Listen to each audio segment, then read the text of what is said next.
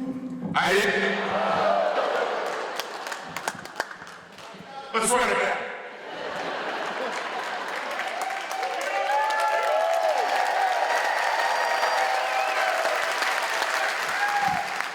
Norfolk, how we doing? Okay. If anyone is parked at the Domino's, you gotta move your car. All right, not as funny the second time. I get it. I don't like you that much either. My name is Bechtold. I'll be your host tonight. I'm so excited to be here. What a great weekend we have had at the Great American Comedy Festival. Give yourselves a huge round of applause.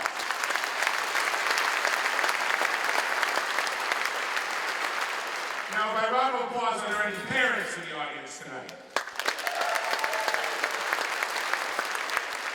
All right, now clap if you're a mother. Okay, clap if you're a father. Clap if you're my father. That's what I thought. He'll get to a show. He'll get to a show. I know he will. You guys might have noticed a little spring in my step tonight when I ran out here. I am wearing the Skechers you don't have to bend over to put on. Game over. Game over. Yeah. I turned 42 this year, and I got thinking about life events, you know, all those big milestones, graduating college, going out into the workforce, falling in love for the first time, getting your first job, buying your first house, getting married, having children. I haven't done any of those things. Not one. I would say the biggest accomplishment I have in my adult life is last week I celebrated 20 months sober. Woo!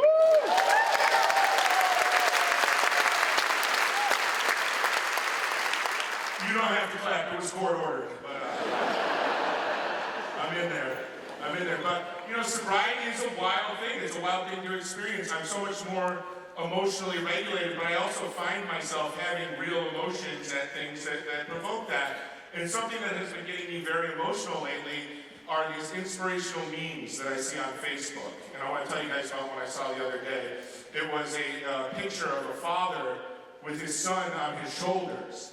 And the caption was, "One day your father took you off his shoulders and set you down on the ground for the last time. And neither of you knew it was the last time." And I can't even say that to you right now without getting a little emotional. And that wasn't good enough for me. I ran over to my dad's house and I jumped up on his shoulders. My dad is 5'9", 160 pounds. And I'm happy to say he's looking like he's getting out of the hospital tomorrow. A round of applause for my father, you guys. But that is, that's Facebook for you. It's a very emotional place. I can't go on Facebook without seeing two people arguing whether or not Puerto Rico is part of America. And that's just my parents. They're divorced, that's how they communicate, via Facebook post. But I do believe this. I believe this with all my heart. Every human being deserves basic kindness and compassion. I believe that. Except for these people.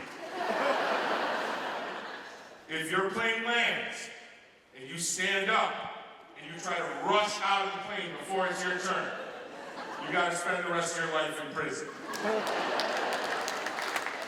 And this is a big one for Nebraska. I know you guys love your trucks. If you drive a big manly truck and you take up 2 parking spots where you only need 1 parking spot, you gotta spend 6 months in solitary confinement.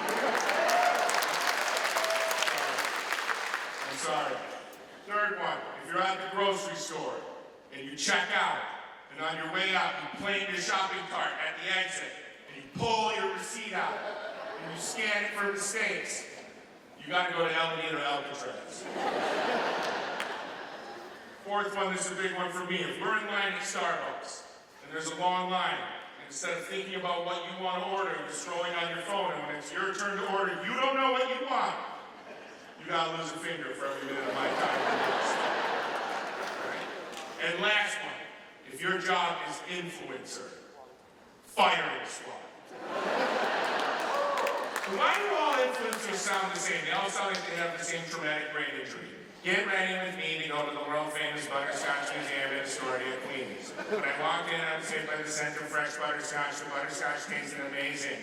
The staff was so kind. Make sure you stay till 5:30 when they sacrifice a live body to the butterscotch god. Why did it all sound like they got kicked in the head by a horse? I gotta calm down. I had to calm down. I lived in Los Angeles for almost 20 years. I had to move back to Western New York. I went house hunting.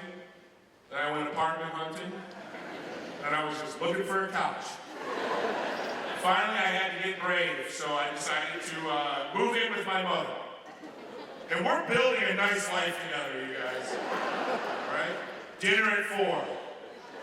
The news at 5. A second news broadcast I didn't know existed at 6. Wheel of Fortune at 7. Jeopardy at 7:30. And if we're feeling out of our minds, we'll stay up and watch an episode of 911 Nashville. It's paradise. Which I think is why my mother was surprised when I moved out and went to rehab. And they take everything from you in rehab. They take your drugs, which I found rude. They take your phone, they take your computer, and they do what's called an intake appointment, where they want to make sure that you're okay. They take your vitals, they draw your blood. My blood was very poisonous. They said it wasn't enough to kill Dracula if you drank it, but it would get him very excited about some small business ideas.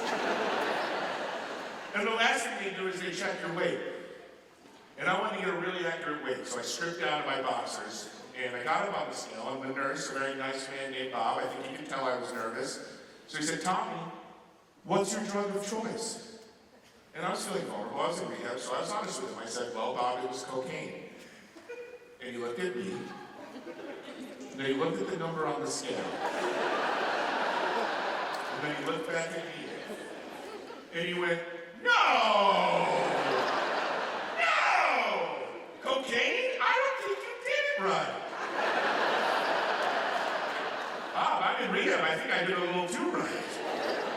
And there's so many rules in rehab. No sugar, no salt, no caffeine. The big one, no sex. No sex for 28 days. No sex for 28 days for a man like me? Child's play. All right, you guys, I'm Tommy Bechtold. You ready to start the show?